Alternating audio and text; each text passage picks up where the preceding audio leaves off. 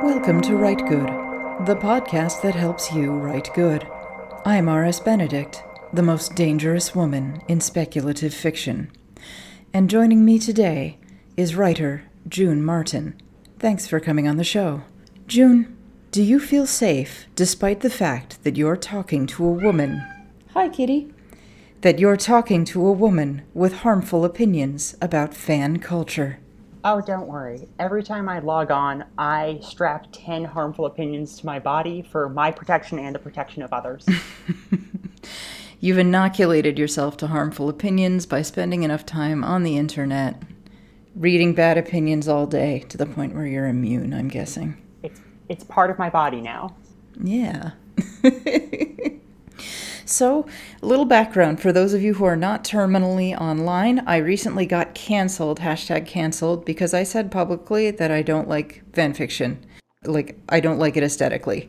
Because of this, I got several thousand people telling me to die for a couple of days. There were a bunch of really incompetent hacking attempts on my Twitter account. Someone tried to report me for hate speech. People tried to get me fired. Joke's on you. I'm in a union. You can't defeat me. A community of SFF writers who call themselves the Codex actually placed me on a list of known or suspected predators, basically comparing me to a literal rapist for disliking fanfiction. like I molested their feelings with their opinions. They also accused me of being prejudiced, while simultaneously making some accusations about me that are definitely not anti-Puerto Rican stereotypes, like that I'm a violent person who should be locked up, that I can't be trusted to function in society, that I am a sexual threat, that I'm too loud, that perhaps I am at risk of singing a song on a rooftop about how everything free in America for a small fee in America, smoke on your pipe and put that in. It's all very reasonable. It's all a very mature response that absolutely proves that fanfiction is for sensible people with good normal brains. So June, despite this, you decided to risk exposure to my very dangerous opinions to come on and talk about how queerness is not a form of fandom. So June, why did you put yourself in such mortal peril? Well, two reasons. One, at this point, you can't have a good time on a weeknight without putting yourself in mortal peril. Two, I saw some people online when this was happening, talking about how not liking fanfic was queerphobic, and that made me really mad. Now, for the record, you are queer. You have the right to discuss this. Let me run down my list of queer credentials. I am a trans woman. I have been variously queer for an astounding number of years at this point. I have all the credentials you need. Right. Okay. So you are a confirmed. I am constantly doing queer stuff. Constantly. You're queering everything. Yes. Yes. You're next, Drones. Oh no, someone already tried to queer drones and it didn't go so good. People got really mad. I can fix them. Nice. Okay. So before we get into a discussion of fandom, I feel like we need to define what fandom is. Because when I hear about people talking about fandom, fan fiction, fan works, fan art, etc., sometimes they use a definition that I think is very strangely vague. Like, I was accused of writing fan fiction because my story, The Fairy Egg, is about something that happened in real life, which I think is very odd, because if something based on real life is fanfic, that means your history textbook is fan fiction, I guess.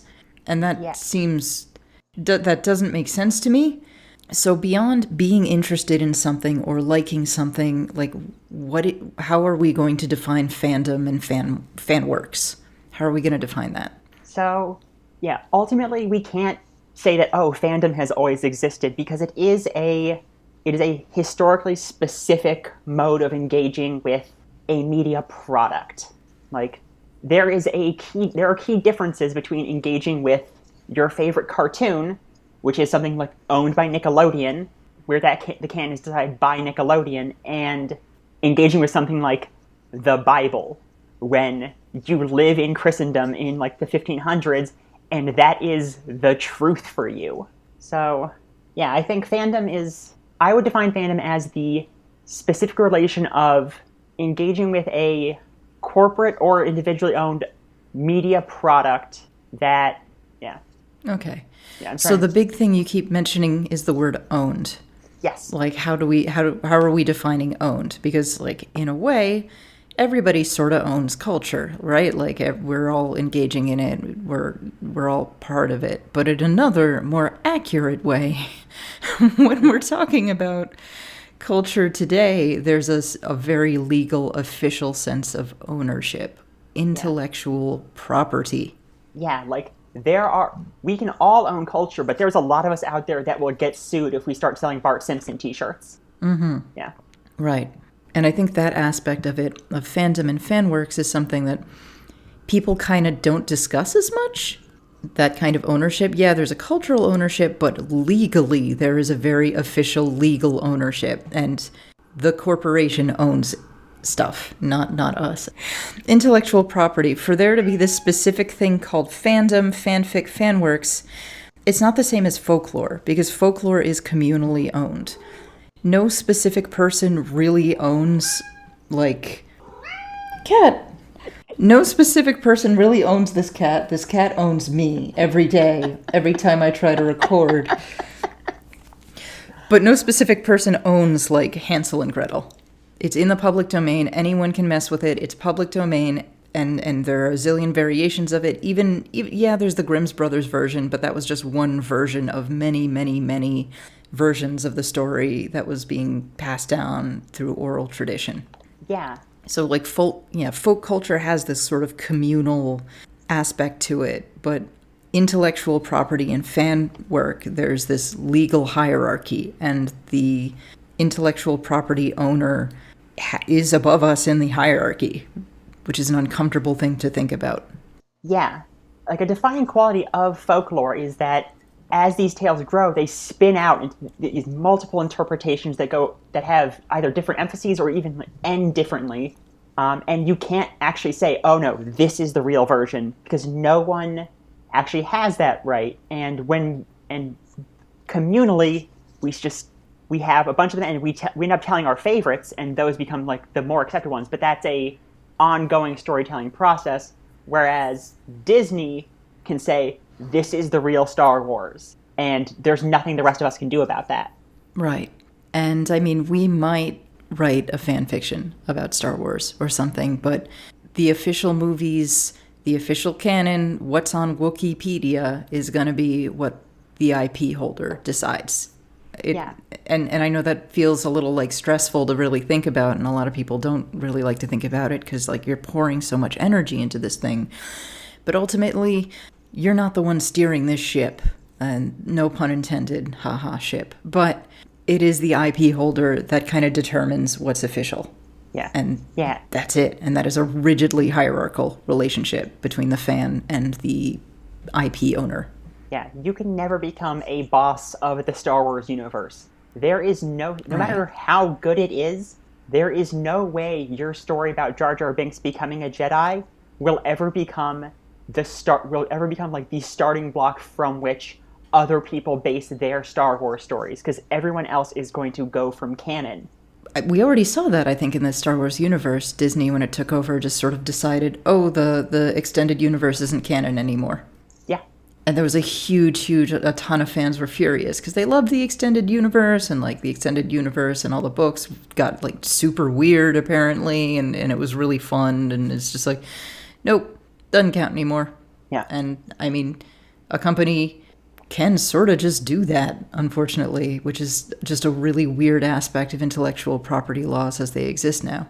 You can't you really can't do that with folklore. You can't say like, oh, Hansel and Gretel, no, the witch lives. I've decided that. The queen of Hansel and Gretel, the owner of Hansel and Gretel, decided that the witch lives now, and she has a redemption arc, and she becomes she opens up her own catering service that sells like vegan cupcakes, and it's awesome. Like, nope, I can't make that happen. Not really any one person can make that happen. Yeah, but if you start telling that version of Hansel and Gretel, and it's compelling, and other people start retelling it, the crucial step in folklore, maybe 20 years down the line, that's the version, and no one can stop it. No one can say, no, that's really not it.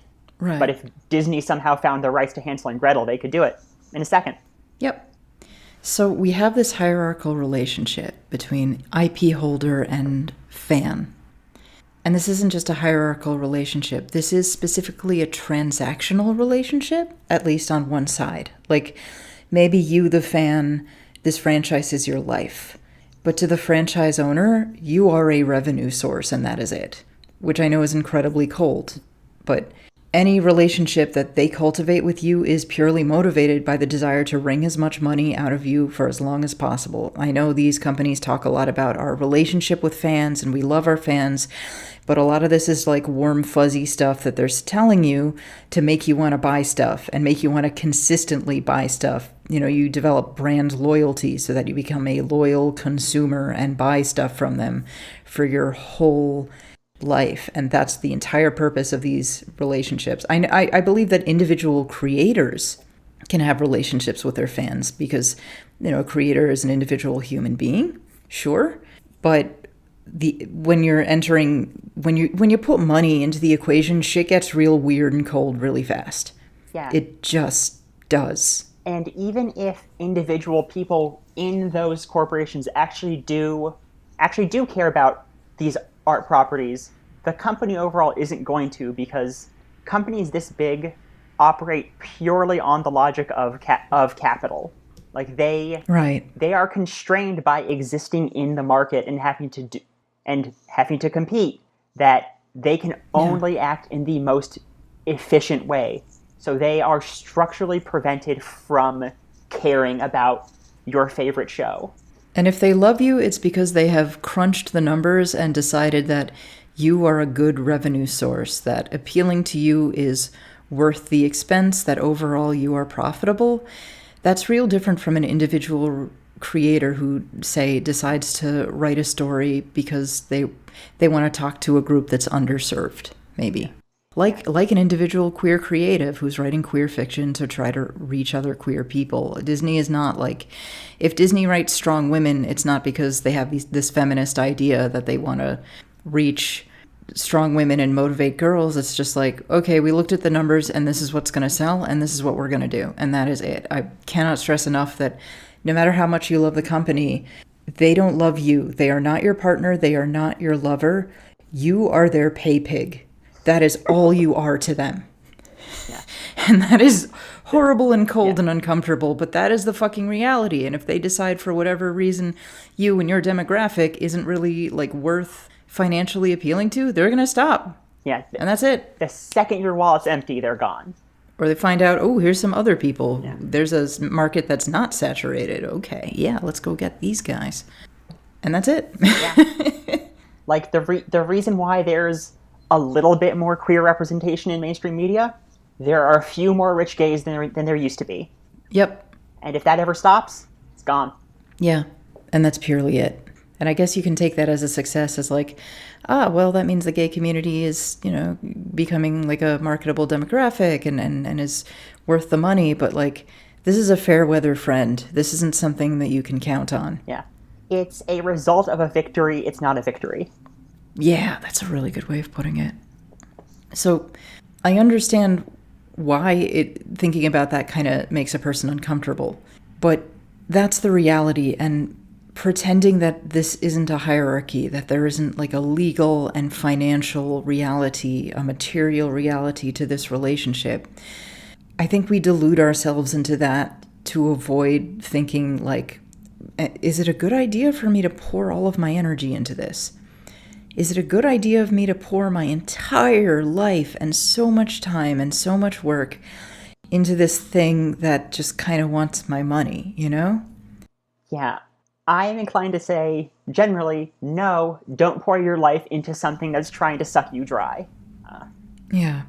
And that's not to say, like, don't enjoy things. Like, it's fine. Fucking watch Star Wars if you like Star Wars. It's fine. Like, play the video games. The video games are fun. It's cool. But just, like, understand what it is. Understand that the stripper doesn't really like you. She's being nice and she's flirting because you got money in your pocket and she wants that money, and that is it. And know that and have a fucking great time. Yeah. But that's all it is. The only reason you believe her is because she's good at her job. Yep. So that is fandom. That is it. It's hierarchical. It's financial. It's material. It's transactional, and it's not a great way to base your identity. Yeah.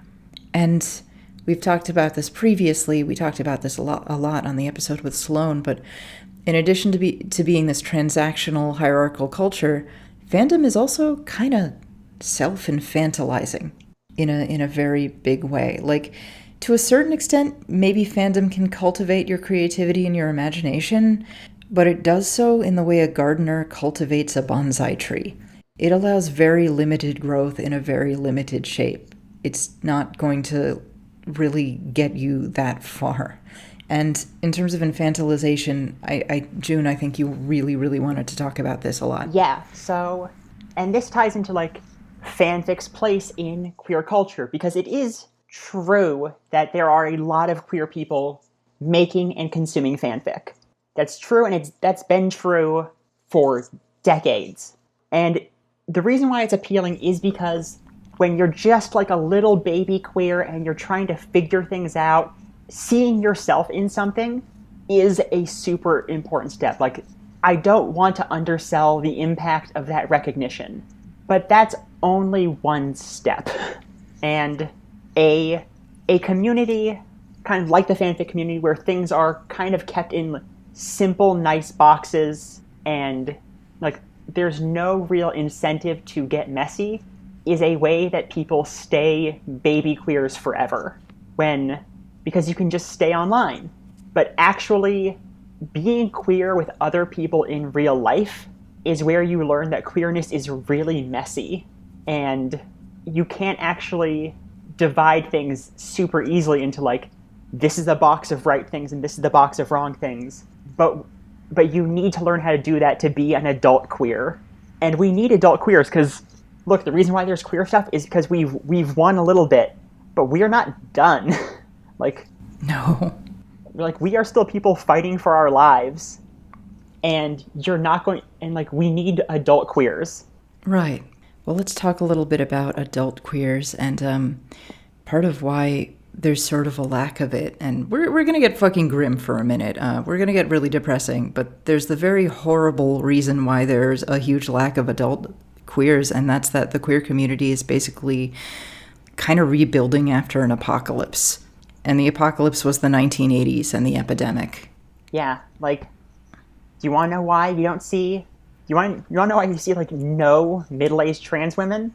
A bunch of them died of AIDS. A bunch of them still disappeared into living stealth lives because that was the only way that they could actually live as women without being in terrible, terrible danger. And I am really grateful for everyone who has fought to make it so that's not true. But that took so much fighting in real life by a lot of people who were very messy and would get canceled. Yeah. Yeah. I mean, it was won not by, like, good feelings, but by, like, throwing bricks at cops. You know? Yeah, like, you can't retreat into media, into, like, living queerness as consuming media that makes you feel good and that you see yourself in, because that is a very passive way of existing, and we are not at a point where we can be that comfortable and just be like, oh, we're queer and it doesn't matter, and I can just, like, sit back and relax. No. Right.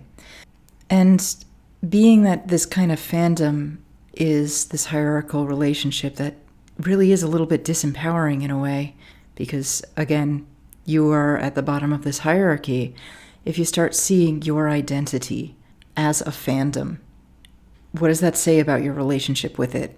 Are you subordinate to it? Are you like this passive subordinate thing to it? Or are you like really an active member of your community? Like, I find it very odd that queerness would be compared to a fandom, because I don't think that's like a thing for other types of identity. Like, I don't think being Puerto Rican has ever been compared to me to a fandom before. Like, you just are. And it's not like fandom, it's not treated like that. It's just, okay, there it is. And it's real fucking messy and loud and strange and wonderful, but it's definitely not a fandom. Yeah. Yeah. The idea that a quintessential part of queerness is remixing corporate products owned by companies that contribute tons of money to people and organizations that want us dead is so unbelievably grim to me. Like, you are not, like, when you are making queer fanfic, you are not carving out a new place for queerness in media. You are fantasizing about a world in which that was true, in which you were represented in this media. But it's a fantasy. You're daydreaming. Queerness exists in community with other queer people, like, and specifically embodied with other queer people. Like, I know it's hard for so much of our history. It's been hard to actually find other queer people and actually like safely gather. But that is where like actual queerness happens. Right. And you have to be like an active member of your community, sort of, not like a passive consumer of it. You don't get anywhere from that, and it's terribly unsatisfying to connect to your own self, to your own identity in a passive consumerist way. Yeah.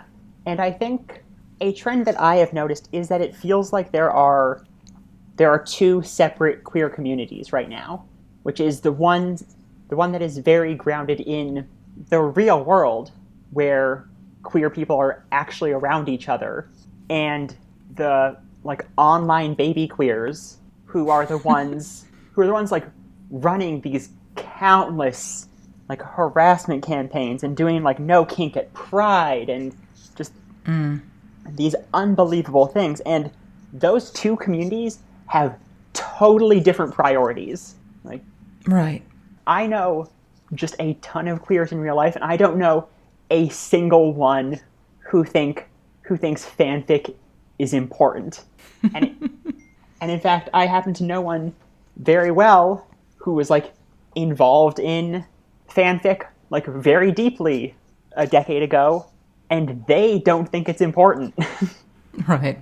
Because the queers in fanfic used to believe correctly that this is kind of like, oh, this is like a fun, like guilty pleasure sort of thing, and that was it. That's fine. Like, if you want to like write some fanfic that gets you off and then trade it with someone else and it gets them off, that is great. But don't pretend it's something it's not. It's not queer culture. It's not queer art. Right. And I feel like it almost kind of lets the companies off the hook. Like, we don't need really substantial representation in our media, because we'll just like write a fanfic of it. Like, is that really good enough for you? Do you really want to take this thing that doesn't give a fuck about you and decide like, oh, I'll kind of, do this to it and so that I can feel better about watching it? Like, maybe you shouldn't be this devoted to something that has so little care for you. Like, there are a lot of queer artists making really exciting, really interesting queer art, and like, what if you supported them? What if you read their books and shit? Like, there's some really, really cool queer writers out there, really fucking cool. Yeah, we don't have to settle for, oh, these two Star Wars characters are dudes and they have good chemistry and they never, like, and the most they do is hug. Right. There is so much amazing queer art. Some of the best art, most like transgressive, interesting art happening now is queer art. Yeah. You can do better. You just have to challenge yourself. Yeah, you don't have to like keep eating table scraps. You can like eat an actual fucking meal. Yeah. You can do that, like a 4-course meal that's delicious and spicy and awesome. You don't have to like keep pulling breadcrumbs off the floor and like being like, I'm gonna make this into food. But it's so much work to chew. I know. Right. Now, something you mentioned, there was a very big distinction between like the internet baby queers and the actual real life queers, and like the art or the culture that they make or engage with. And something I've found a lot with like that sort of queer fan culture is that you are getting representation. You do have queer characters, but it's always in a setting that's like not the world. Like it's kind of representation in a vacuum. And I'm wondering, like, what does it mean to have representation in this fake vacuum world? Like, I'm drawing it again to Puerto Ricanness. Like, what would it mean to be Puerto Rican in a fictional world where like U.S. colonialism didn't exist and like there wasn't even really officially a place called Puerto Rico? Like, what would that even mean? I don't know. Would it be meaningful to me? Like, would it be meaningful to me to have somebody who is specifically Puerto Rican in Middle Earth? Like, I don't think it would mean anything. I'd just be like, oh, okay, that's like, all right, I guess.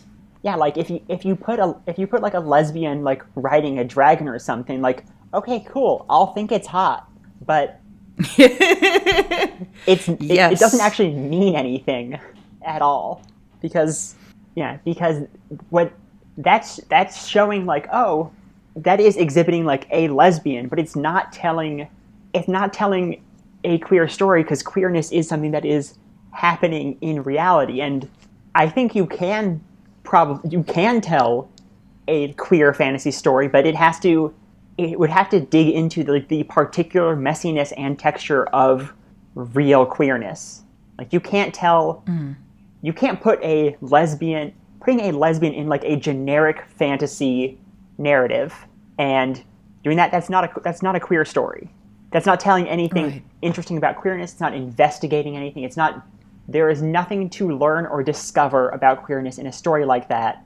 All you're getting is the very baseline of recognition of, hey, lesbians are real. See? Ignore the dragon. Those aren't real. And like, while I think that there is something of value to that, I think it's good to have diversity and representation in fiction. You can go beyond just slotting a diverse character into a pre-existing generic narrative. Like, these narratives are often steeped in colonialism and patriarchy. A lot of these pre-existing narratives come from rooted from a place that is very like kind of heteronormative. And I've said this before on the podcast, but it's not just a word that gives a sentence meaning. It's also the syntax. It's the structure. So these characters you're using, it's almost like this is the word. You're swapping out one word for another word. You're swapping out John for Juan. But the structure of the story gives so much meaning, and you're not changing the structure. It's still this same old syntax. And this is an issue that affects not just the queer community, it also affects other axes of marginalization, of representation, of identity. One of our frequent guests, Carlo Yeager Rodriguez, he is Puerto Rican, and he writes a lot of stories that are about being Latinx, a lot of stories that are about colonialism, and he said that he has a lot of an easier time selling a generic adventure story where you just switch the main character's name from John to Juan, and that's it. But when he writes these stories that kind of deal with what it kind of means underneath to be Puerto Rican, what it means to live under colonialism, they're a much harder sell, but they're so much more important to me because that's really getting at the heart of it.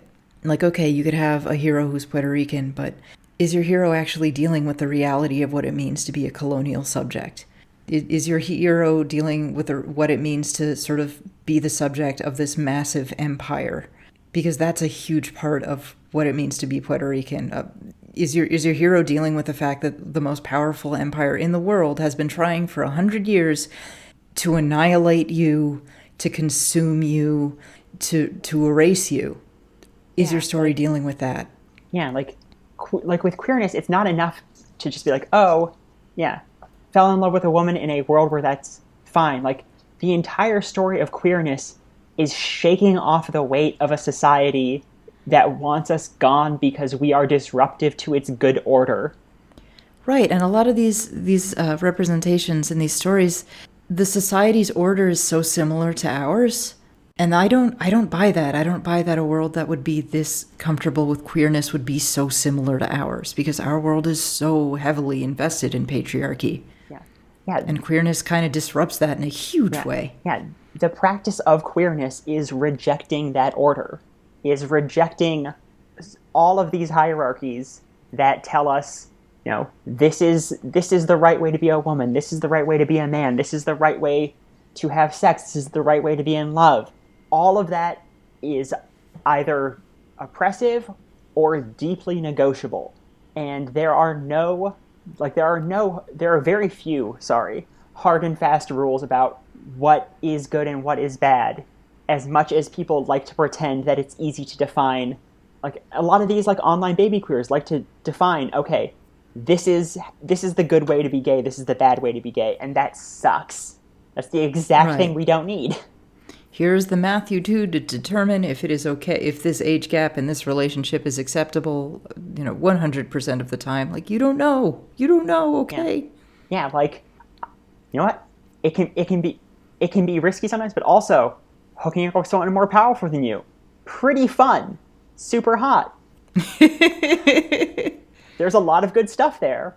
Do I think it's a good idea for people with a lot of power to use it to press people into having sex with them? No, of course not. But that doesn't mean that it's wrong for everyone who is less powerful to have sex with everyone who is more powerful. And it's things like that.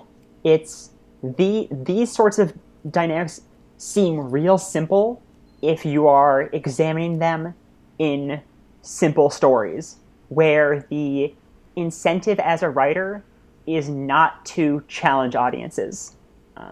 And I think that is I think ultimately the incentive that writers get in fanfic communities is they will get the most engagement giving people comfort food. Right. And the practice of queerness in real life is making people uncomfortable, because you can't eradicate all of this fake order without making people deeply uncomfortable and without being uncomfortable yourself and coming up against ideas that really upset you and figuring out where they fit into your life. Right. I mean, obviously a certain amount of escapism and comfort food I think is healthy, just because, we all have our comfort foods. We all have the thing we go to when it's like, today has been too much. But all the time, you need to eat your vegetables sometimes, man. I will watch junk, I will read junk stories, but I'm not going to pretend that they're something that they're not. And I'm not going to pretend that if someone calls them junk, that it's queerphobic, because not everything that queer people do can be above criticism. Like, just because a bunch of queer people do something does not make hating it queerphobic. Right. Because when you say that hating fanfic is queerphobic, you are saying that it is quintessential to queerness. And that's not a queerness that I recognize. Something I'm going to point out, too, is that a heck of a whole lot of fanfic, a heck of a whole lot of, slash fic is written by and for straight women. Which, that's fine. Yeah. That's totally fine. You get off to the idea of two dudes, going at it. Cool, have fun, have a great time. But, don't pretend that you're being an ally, just because you're giving yourself something to masturbate to. When an average, basic straight boy watches girl-on-girl porn, he's not being an ally to the lesbian community. He's just getting off. And that's fine. There's, have fun. Yeah. Jerk off. Go ahead. That's great. But, I'm not going to pat you on the head for it. And if you're literally fetishizing someone, I don't think that's really so much queer ally stuff either. I mean, a whole heck of a whole lot of that slash fanfic too is sort of fetishizing gay men and presenting gay men in this oddly heteronormative way in terms of which one's the top and which one's the bottom, which you're basically asking the old fashioned which is the man of the relationship and which is the woman, when you kind of get into that mode. And that's not really helpful. That's not really that progressive. That's just you're entertaining yourself with someone else's identity. Yeah. But I mean, okay, but isn't lesbian porn written with straight men as the audience mind? Isn't that representation? There are so many lesbians in media. Thanks. Yeah, that's all you need. You don't need like movies about lesbians or anything because there's porn. That's fine. There's Angela and Strawberry, and that is enough. Yeah, like no, you know what? We didn't need a Portrait of a Lady on Fire. No. Oh no. Like because we already didn't had need The Handmaiden. Yeah, we already had so much. We already had a bunch of lesbian porn, so lesbianism is fully represented. We don't need Emily Dickinson. Fuck you, Emily Dickinson. Sappho, you're a bummer. You're grimdark, Sappho. We don't need your shit. Oh, Sappho. Oh, Sappho, the best. God love her. Just this perfect goth girl strumming sad songs at the edge of a cliff. Ugh, like the best. We are all trying to just recapture that magic, and none of us can. Yeah. She was just the ultimate goth girlfriend. Underappreciated, I think. Terribly underappreciated. Absolutely. Ancient Greece, you didn't know what you had. No. Really missed out. All right. So speaking of Sappho and Emily Dickinson, let's talk a little bit about the lineage of queer culture and queer art. Instead of taking stuff that's made by and for heterosexual audiences by very cishet companies designed to give cishet CEOs money that they can give to horrible cishet conservative politicians that they use to terribly hurt the queer community, let's talk about the importance of the lineage of queer culture and queer art. And I've mentioned this before, this sort of apocalypse, but I do think that a huge problem that's kind of facing the younger generation, well, younger, I mean like millennials now, is that so much of the older generation and all of these voices and this lineage and this continuity was fucking stolen by the AIDS epidemic. And I want to stress for anyone younger, whatever you were taught about the AIDS epidemic in school, like this wasn't just a thing that sort of happened. This was something that was, I think, deliberately made worse by a government very, very hostile to the queer community. Like, do not make no mistake, the Reagan government knew it was killing as many people as they did, and they loved it. They welcomed that. Yeah. Like, Reagan spokesman would laugh openly at reporters when a reporter asked in a big press conference, like, hey, are you guys going to do anything about this whole AIDS thing that's happening? It looks pretty bad. This whole thing's this is when the epidemic was kind of starting in its first couple of years. The spokesman openly laughed in the reporter's face. Yeah. Zero exaggeration. It's the most, like, fucking inhuman thing ever. So a lot of this previous generation of queer writers, artists, musicians, and audiences, and just like elders who would provide this lineage is fucking gone. They were murdered by government policy. And I mean, if you're straight, like, you have a lineage to follow. If you're straight, you have an example to follow. Your parents, your friends' parents, generally, like, you know how to be straight because everything is teaching you how to be straight. But like, if you're queer, you kind of are lacking these elders to kind of lead you to it and sort of raise you or sort of show you the way, because like so many of them were fucking murdered. Yeah, it's hard to overstate how dramatic it was and the kind of impact that it's still having on our communities now. Yeah. Like there's, I mean, yeah, like I know a few older trans women. Many of them are ones who came out late in life. I don't know anyone who was out like 20 years ago. Yeah. It's not an option. And I wish I did. I wish I knew what it was like to live a long and trans life. And I'm excited to find out on my own, but I wish I didn't. I wish I could ask someone, hey, what is this like? How does it feel? What did you do? Do you have any advice? But it doesn't exist, and so we're starting from scratch in some ways, and part of doing that is creating our own art that really digs into the complexities of being alive and being queer, just so we have this material to use and give other people and to maintain that continuity. Right. And I think another part, too, is a little bit of archaeology, I guess, going back and looking at the art of previous generations of queer creators. And some of that was hidden, but some of it isn't. I mean, you have to hunt for it. It's not going to be handed to you. Or a lot of times, if it is handed to you, it will be presented to you in a way that, like, kind of sucks the queerness out of it. Like, when they teach you about Emily Dickinson in school, they don't mention that she was a lesbian. Yeah. They don't. They just talk, oh, she was a recluse. She just didn't go out much. And then you found out she wrote these beautiful love letters to women. Yeah. Or Henry James, you just kind of think of him as like, oh, he was this very solitary man. And then you found out he wrote like these beautiful love letters to handsome young men. Just adoring love letters. Oh my God. That just fucking gorgeous letters that...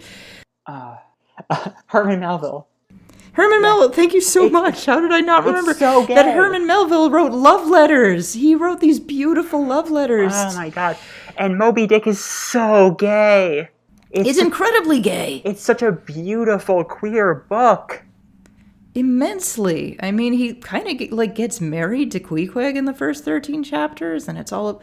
Hi, it's a story about like men who don't fit into ordinary polite society, kind of finding each other in this place outside of the normal world, pursuing this wonderful, terrifying, sublime thing that might kill them. Like, that's pretty fucking queer, man. Yeah, like it's incredible.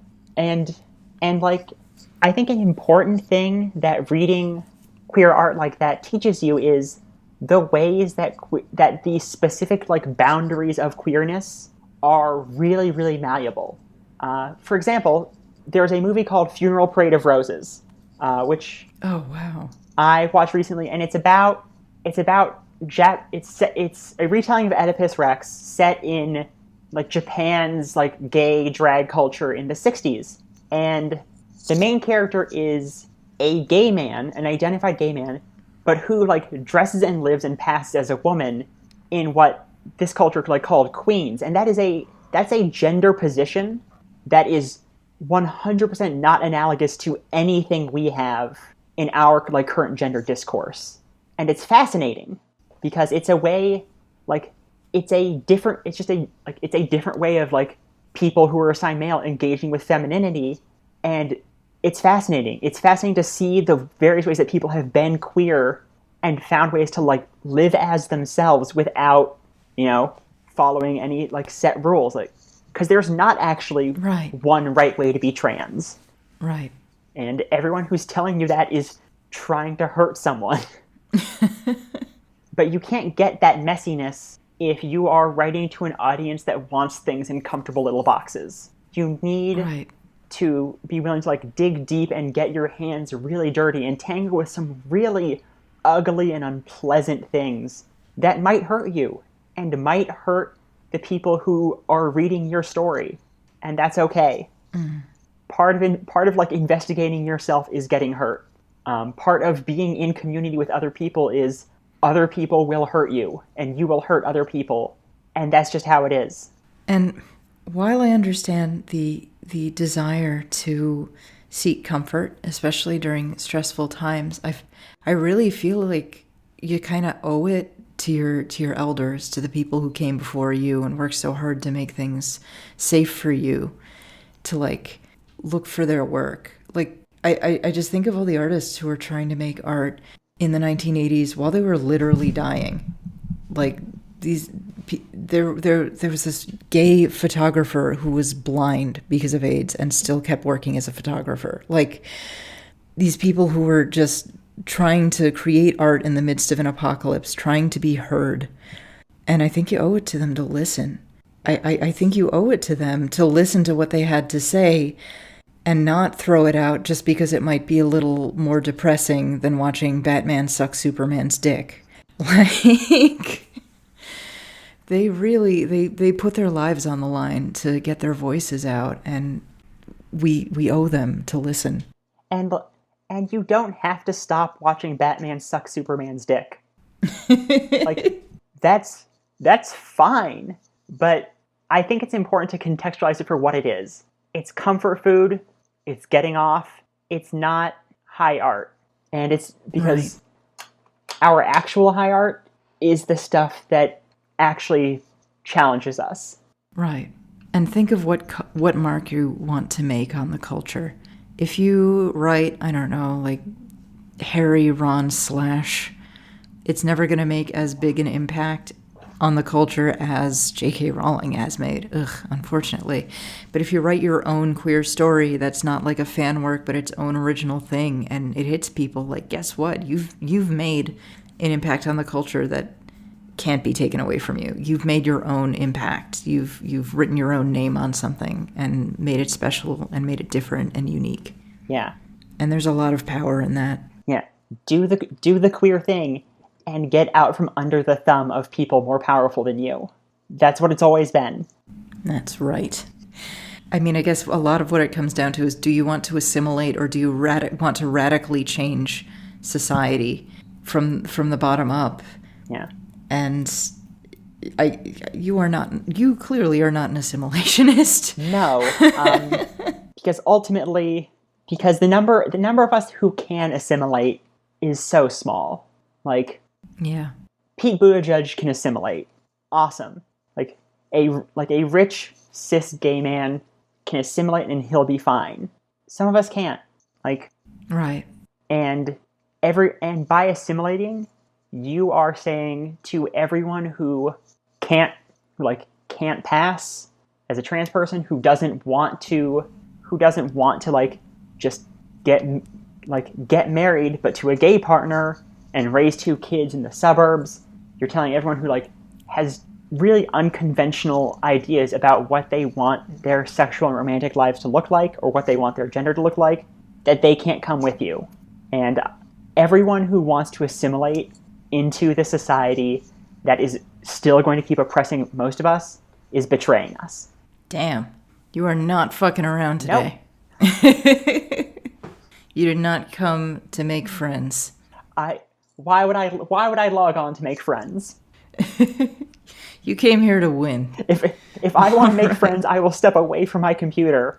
No, yeah, that is good advice in I guess in non-COVID times.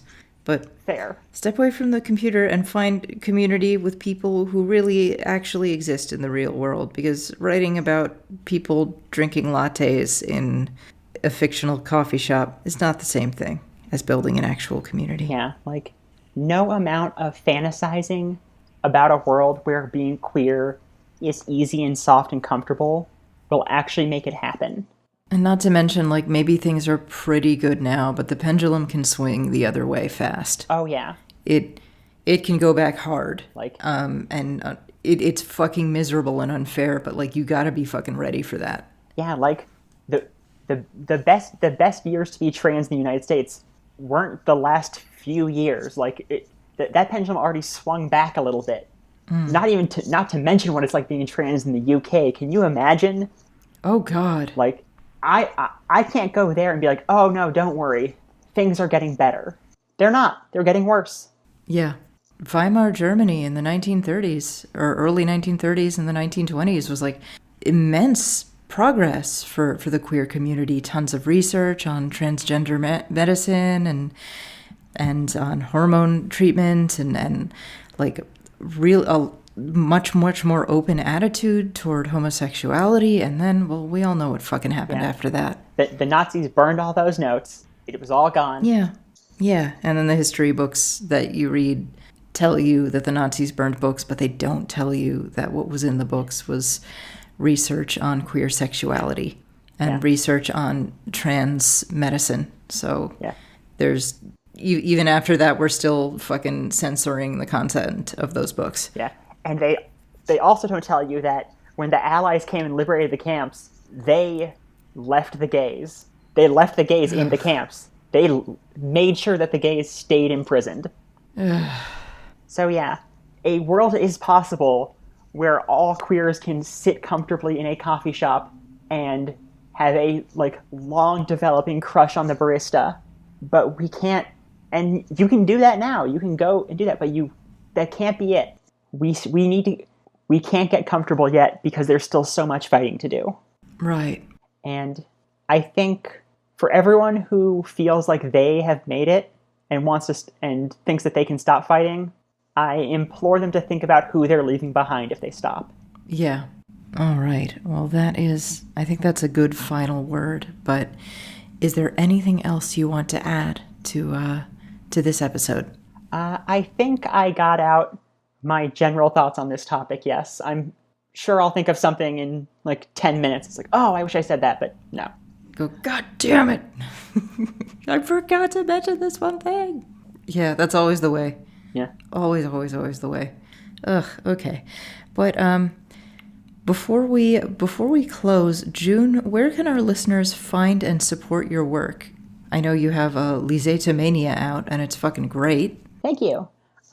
So my Twitter account is @I'mJuneFacts. I just released a short story called Listomania, which is about a woman who is beguiled by a traveling pianist, along with all of the other women in the audience, and the terrible consequences that follow from that fact. Yeah, it's a story about fandom, actually, funny enough. Yeah, which is, really intense fandom. A complete coincidence since I wrote it in May. Wow, yeah. I mean, it is an eternal topic, I guess. Yeah. But yeah, Listomania, I guess that's how you pronounce it. I mispronounced it because I don't know how to pronounce that word. But yeah. Listomania is really good, and you should check it out. Yeah. You should buy it. Yeah. It's good. And you can find my other work or links to my other work at my website, which is theworldsgreatestwriter.com. Nice. Yeah. An appropriately humble name. That's me. Well, it's perfect. Well, thank you so much for coming on the show. Thank you for having me. Yeah, anytime you want to come on, let me know, because that was awesome.